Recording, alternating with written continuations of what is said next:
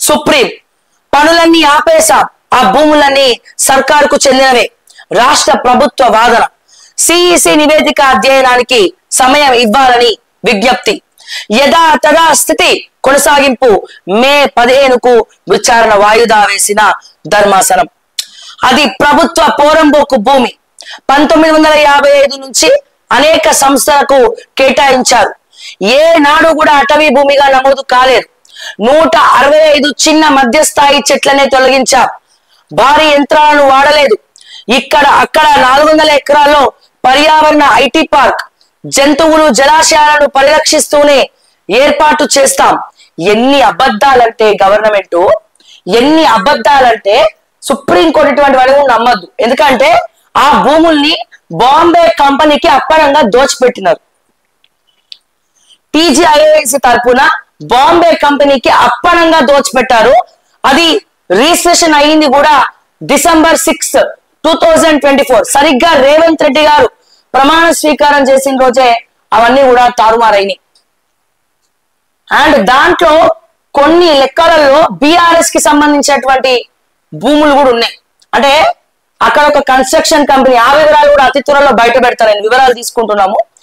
So ఆ హెచ్సియుకి కొంచెం కబ్జా చేసి ఒకనొక అతిపెద్ద భారీ కన్స్ట్రక్షన్ కంపెనీ కబ్జా పెట్టి ఆల్రెడీ ఆ భూమికి సంబంధించిన ల్యాండ్ కూడా పాగా వేసింది బీఆర్ఎస్ హయాంలో.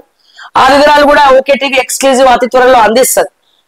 ఓకే, కానీ ఇప్పుడు దీని గురించి మనం మాట్లాడాలంటే జంతువులు జలాశయాలను పరిరక్షిస్తూనే ఏర్పాటు చేస్తాం. నకిలీ వీడియోలతో దుష్ప్రచారం. నకిలీ వీడియోలు అంటే ఒక సుప్రీంకోర్టు జడ్జి గారికి తెలియదా అండి అది నకిలీ వీడియోనా లేకపోతే ఒరిజినల్ వీడియోనా అనేది కోర్టు ధృవీకరించలేదంటారా? సో అది నకిలీ వీడియోనా అది ఒరిజినల్ వీడియోనా అనేది మీ ఐటీ సెల్ సైబర్ క్రైమ్ కూడా చెప్తుంది కదా. నకిలీ వీడియోలు రాలేదు అని నేను చెప్పట్లే, వచ్చి ఉండొచ్చు, కానీ దాని ఒరిజినల్స్ కూడా ఉన్నాయి కదా. మీరు చేసినటువంటి పాపం కూడా ఉంది కదా. అండ్ మీరు 400 ఎకరాలు తీసుకుంటున్నప్పుడు ఎప్పుడు కూడా ఈ 400 ఎకరాలను ఈకో పార్క్ గా చేస్తామని ఎప్పుడు కూడా ఎక్కడ కూడా చెప్పింది లేదు. కానీ కోర్టు మొట్టికాయలేగానే ఇట్లా ప్లేట్ తిప్పేశారు, కోర్టు మొట్టికాయలేగానే బోర్డు తిప్పేశారు. సో దయచేసి ఎవరైతే కేసు పిటిషనర్ ఉన్నారో ఆ పిటిషనరు ఈ ఏవైతే బాంబే కంపెనీకి కట్టబెట్టినటువంటి భూములు ఈ 400 ఎకరాలు ఉన్నాయో, సో దీనికి సంబంధించినటువంటి డాక్యుమెంట్స్ కోర్టులో సబ్మిట్ చేయాల్సినటువంటి అవసరం ఉన్నది. అప్పుడు కానీ వీళ్ళకి అర్థం కాదు గవర్నమెంట్ చెప్పేది అబద్ధం, కేవలం మట్టి పూసి మామిడికాయ చేయనికే ఇవన్నీ కూడా చెప్తా ఉన్నారు అని చెప్పి మనం అనుకోవచ్చు. ఓకే, సో ఇక్కడ ఎంత వాస్తవాల ఆధారంగా నిర్ణయం తీసుకోండి. సుప్రీంకోర్టులో రాష్ట్ర ప్రభుత్వం అఫిడవిట్ దాఖలు. ఏం వాస్తవాలు? 100 ఎకరాల్లో ఏ చెట్లు చూపించండి, ఒక్క చెట్లు చూపించండి 100 ఎకరాల్లో పోయి. చిన్న చిన్న చెట్లు ఉన్నాయి అక్కడ ఏమున్నాయో ఏమేమి చెట్లు ఉన్నాయో అన్ని వీడియోలలో చిత్రీకరించబడ్డాయి. అక్కడ చిన్న చిన్న చెట్లు ఎట్లు ఉంటాయి? రాజేంద్ర నగర్ 100 ఎకరాల బయోడైవర్సిటీ కూడా మీరు అట్లనే చేసిరు కదా. సో ఎంత ఇదంటే కంచగచ్చిబౌలి భూములకు అటవీ లక్షణాలు, నిబంధనలు తుంగలో తొక్కి చెట్లు రాతి నిర్మాణాలను కూల్చేశారు. పత్రాలు ఒప్పందాలు ఆధారంగా ఈ భూమి వర్సిటీదే.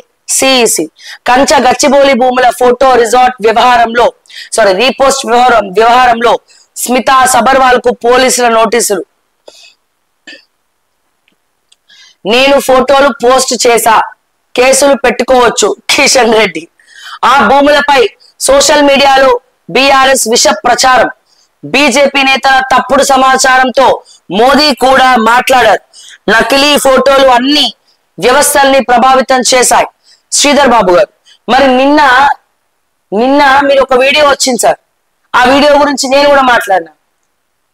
ఏది ఏరోనాటికల్ ఇంజనీరింగ్ ఉద్యోగం నేను ఇస్తా అని చెప్పి మీరు చెప్పినారు కదా. మరి అది కూడా నకిలీ వీడియోనేనా? అది కూడా మార్ఫింగ్ వీడియోనేనా? అది కూడా ఎవరైనా మీ వాయిస్ తోటి మిమిక్రీ చేసిండ్రా? సో అది కూడా మీరు అందులో ఉన్నది శ్రీధర్ బాబు గారేనా లేకపోతే ఏఐ టెక్నాలజీయా లేకపోతే ఉత్తుత్తి ఆర్టిఫిషియల్ ఇంటెలిజెన్స్ సంబంధించినటువంటి వీడియో పెట్టినారా? సో ఏం పెట్టినారు అనేది మరి మీరు చెప్పాలి దయచేసి. నకిలీ వీడియోల ఆధారంగా మరి అన్ని వ్యవస్థలు ప్రభావితం చేశాయట శ్రీధర్ బాబు. అక్కడ మొత్తుకుంటున్నారు ఏఐసిసిలో లబోదిబోం అంటున్నారు. ఏంది రాష్ట్రం ఇట్లా తయారైంది, ఏంది ఏం చేయాలో అర్థం కానటువంటి పరిస్థితి, ఘోరం చేసి పెట్టారు మొత్తం.